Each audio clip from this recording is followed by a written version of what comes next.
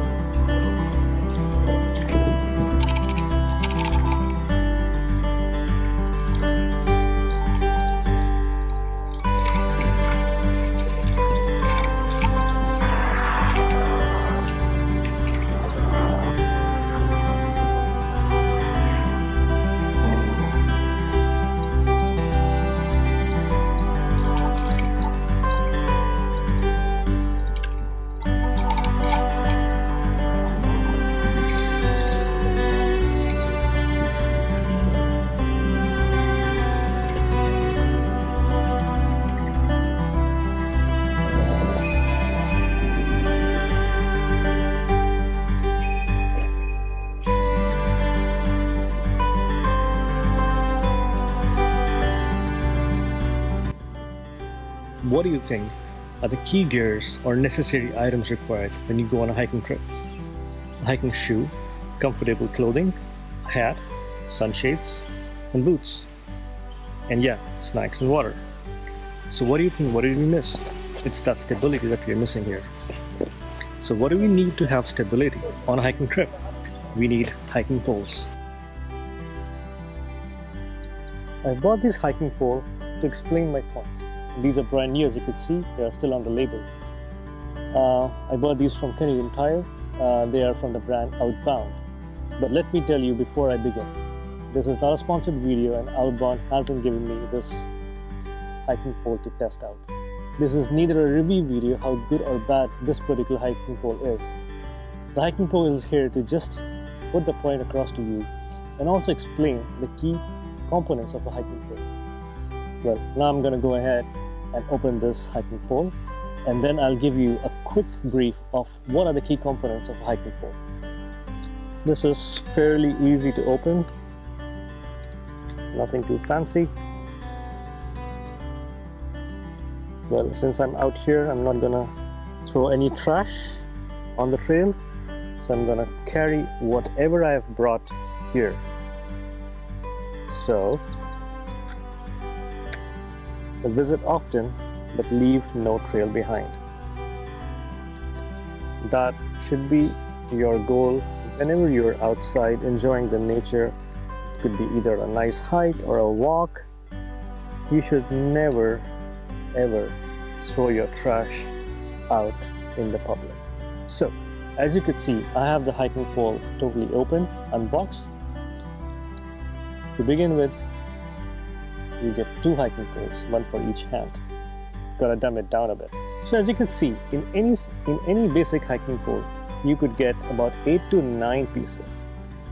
Let's begin from the top. This is the latch or the strap. That is a grip.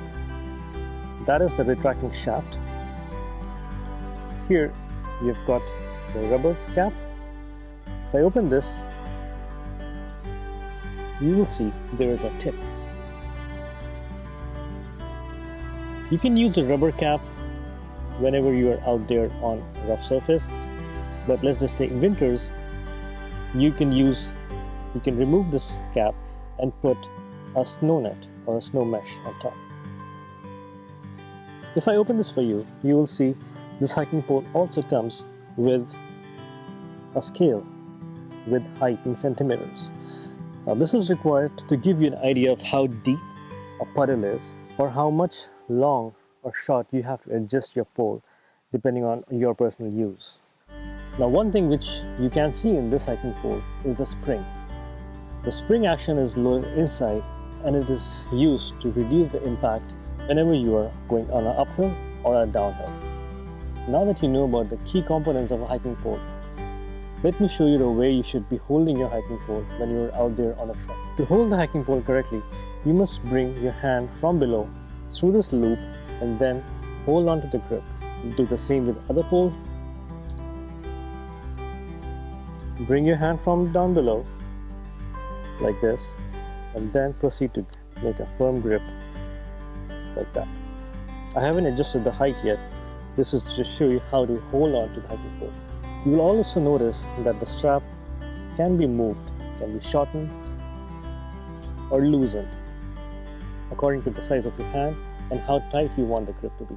Using this mechanism of holding through the loop, you can make sure that the hiking pole always stays with you at all the times, even if you let go of the grip.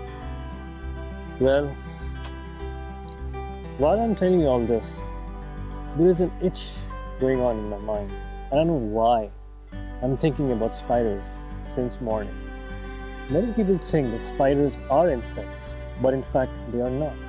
Well, you see, insects have 6 legs and 3 main body parts, whereas spiders, they have 8 legs and only 2 main body parts. Well, so if spiders are not insects, then what are they? They belong to a family called arachnids. Arachnids do not have wings, they have only 2 body parts, and they have 8 legs. Spider is one of them. But do you know of any other insect creature which is not an insect?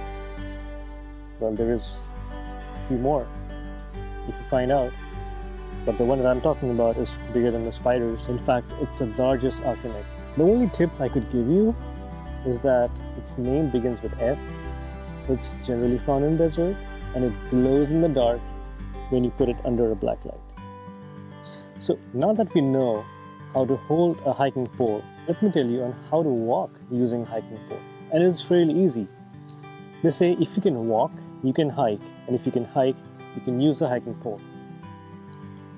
So the hand goes from the bottom of the loop, goes up high, and then hold the grip like this.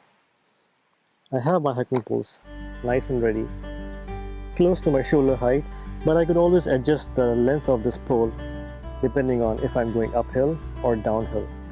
Technically, if I'm going downhill, I would want a longer length, but if I'm going uphill, because my body is inclined, I might use the lower length of this pole.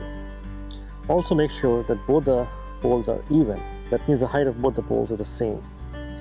The most common and simple way to walk using a hiking pole is to use a diagonal stride. Diagonal stride is the most common way for cross-country skiing. The rule of diagonal stride is that if your left leg is going forward, your right hand should come forward, and vice versa. Well, certainly it might look odd if you're a beginner, but to be honest, once you're down a mile or 2, your knees will thank you for bringing these hiking poles in your trip. As you can see, there is some pressure that you could put on it, and the shafts on these poles will take that pressure for you. Some statistics say that about 25% of your body weight could be transferred to your hiking poles, and that reduces a lot of pressure that goes onto your knee.